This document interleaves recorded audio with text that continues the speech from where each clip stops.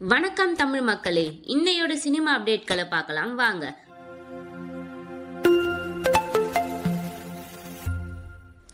நடிகர் அஜித்குமார் விடாமுயற்சி மற்றும் குட் பேட் அக்லி படங்களில் நடித்து வருகிறார்.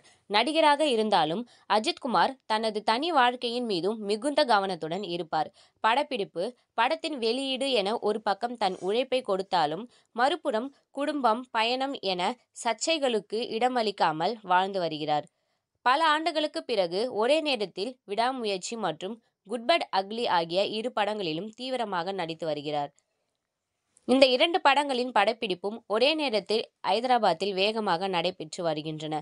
இதனால் நாள் ஒன்றுக்கு 21 மணி நேரங்கள் அஜித் படப்பிடிப்பிலேயே இருக்கிறாராம். மேலும் குட் பேட் அக்லி படப்பிடிப்பு இந்த ஆண்டு டிசம்பரில் முடியும் என்றும், அதன் பிறகு 2025 மே மாதம் வரை அஜித் ஓய்வெடுக்க திட்டமிட்டுள்ளதாகவும் கூறப்படுகிறது.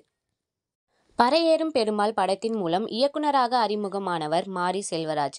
அதற்கடுத்து தனுஷ் நடித்த கர்ணன், உதயநிதி ஸ்டாலின் நடித்த மாமன்னன் ஆகிய படங்களை இயக்கினார். அவரது இயக்கத்தில் சிறுவர்கள் நடித்துள்ள வாழை படம் இந்த மாதம் 23ஆம் தேதி வெளியாக உள்ளது. அத்தோடு துருவ் விக்ரம் நாயகனாக நடிக்கும் பைசன் படத்தை இயக்கி வருகிறார். இந்த படத்தை முடித்த பின் தனுஷ் நடிக்க உள்ள படத்தை இயக்கப் போகிறார். அதற்கடுத்து கார்த்தி நடிக்க உள்ள படத்தை இயக்கப் போவதாக மாரி செல்வராஜ் தெரிவித்துள்ளார்.